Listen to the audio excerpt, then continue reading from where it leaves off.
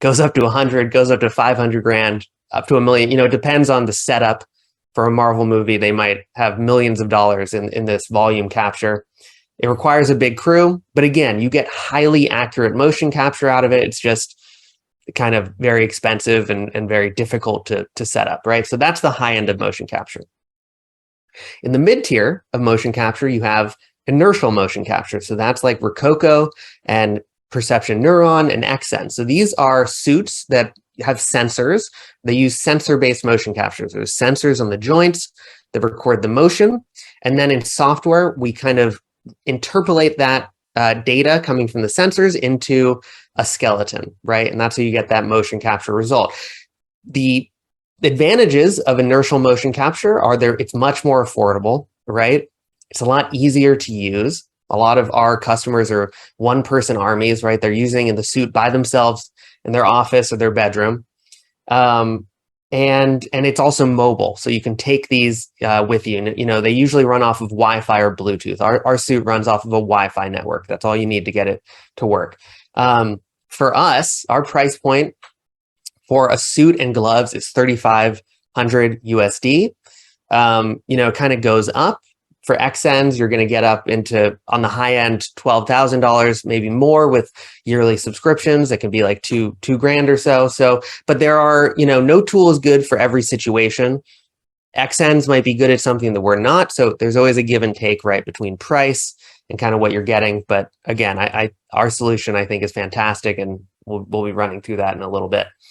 The last bucket of motion capture, so volume capture, inertial motion capture, and then you have computer vision motion capture. So this is kind of a new element in the motion capture world. Move.ai is a great example of this. They're doing really interesting things. This is where you take a video, you feed it to an AI, and it comes back and it spits out mocap based on that video, right? It can be accurate. Some of it is more difficult to work with.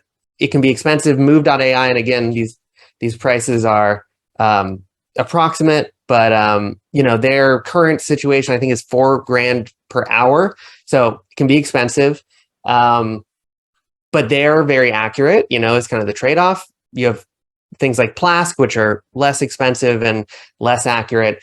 And one of the big cons with that is that you have to send the data up into the cloud, right? And so for production, it's difficult because you lose control of that data, right? You have to wait for it to process and come back. Your talent is already on a plane and gone. So, but there's kind of good and bad to all these tools, right? No tool is good for any situation, every situation. And so they all kind of have their place. So that's motion capture. That's kind of my spiel on motion capture and where we sit within motion capture. And so I think, all of you are here because you're interested in some form of character animation, right? And my goal is to show you with the live demo that how easy it is to kind of just start creating mocap. So we're gonna actually move into the live demo now, and I'm gonna pop in the suit.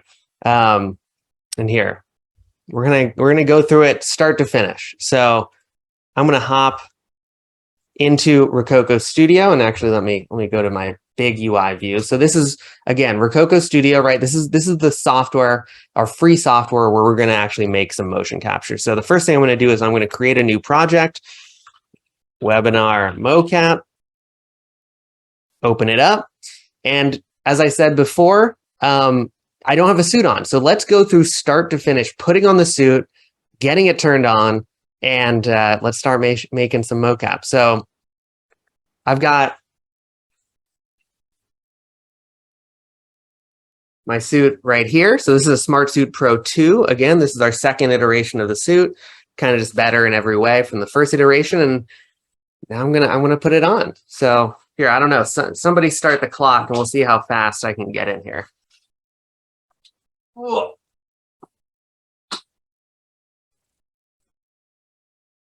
So I usually just put my legs on first. There we go. And I'll go through kind of how you get the most accurate fit in a second. Boom. Toss on my arms. Get my full Cyber Ninja form realized here. Boom, in my suit. So that's done. Easy peasy. So next thing I'll do is I'll just toss on my head sensor, which is floating back here behind me. And we have 19 sensors that are throughout the suit. I like to put the beanie on over my head sensor. And then the next thing I'll do, here you can kind of get a better view here. So here I am in my suit. Next thing I'll do is just throw on my gloves, which I've got right here, my smart gloves. And we make two versions of the suit. One that has a sensor in the hand without the smart glove, and one that does not. But you can just roll up the sleeve, basically, to accommodate your smart glove. I'll plug in my smart glove, do the same thing for my right hand. Boop. And usually, this takes me about a minute top of my suit, right? So that's one of the big advantages of our system, is that we try to be as easy as possible to kind of to get going, make your mocap, jump into a suit, start iterating, start creating really quickly. Our suit's is powered by a generic USB battery pack. And again, it all runs off of Wi-Fi. So I have a dedicated Wi-Fi router that's just sitting in my office.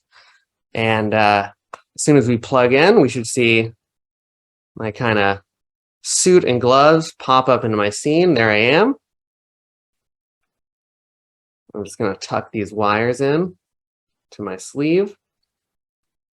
And I'll swap back into my big UI view. And you can see that this is bizarre looking. And that's because we have something called an actor profile. So for each user of your suit, you can have these different profiles, which are basically just based on their height. And you can also input other measurements like, shoulder width and leg length and things like that. And then once I've assigned my motion capture hardware to my actor profile, I'll just do a straight calibration pose. We have one calibration pose called a straight pose. Takes 3 seconds. And that's it. We're calibrated. So again, I don't know. I wasn't running the clock, but that was probably a couple minutes.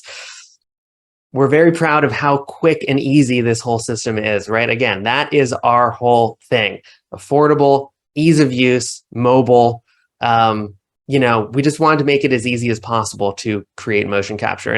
And so now that I'm in here, I'll kind of just go over some of the other advantages of the Rokoko system. So our sensors can all be taken out of our suits. So you can, I'll just zoom in a little bit more. You can take all the sensors out. You can put them in another sized textile. Again, if you're sharing the suit in a studio or something, so you have someone who's really tall, someone who's really short, just pop the sensors out and put them in another suit. The sensors fit every size suit. You can get extra textiles on our website. That also means you can wash a textile. So if you have a shoot with talent that's flying in, you want the suit to be nice and clean, it's easy to do that.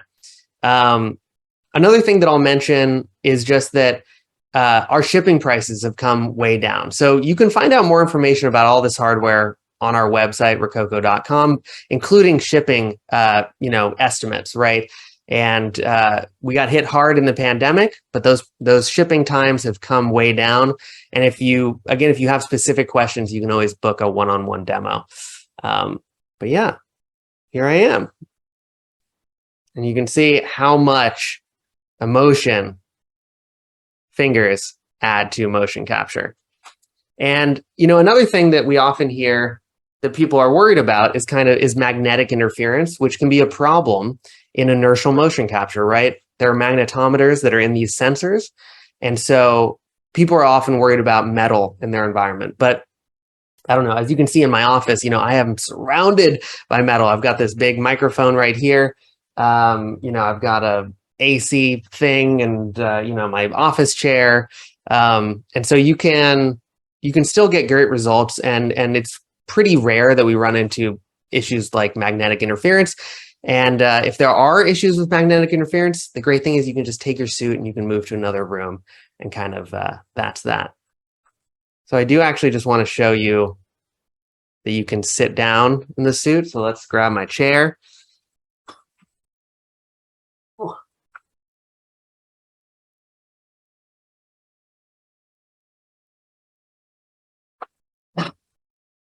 Suit is fantastic. So before we get into recording motion capture and cleaning it, I want to show you facial motion capture as well.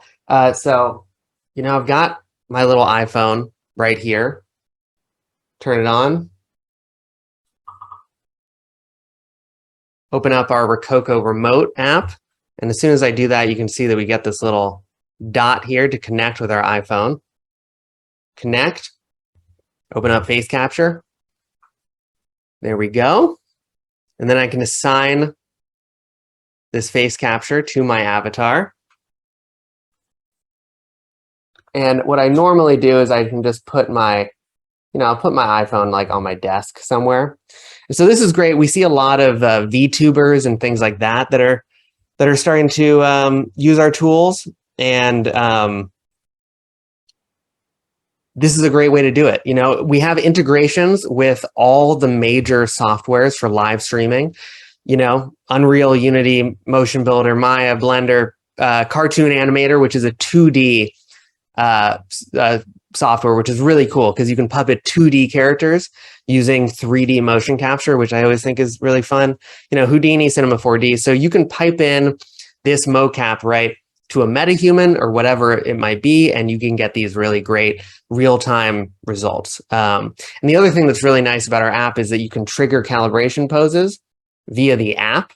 So, if I have my iPhone set up on my chest mount or something, and I'm in the middle, I'm away from the computer a little bit, I can trigger a calibration pose from the iPhone and then just keep running. So yeah, that is kind of the full performance mocap setup with Rokoko.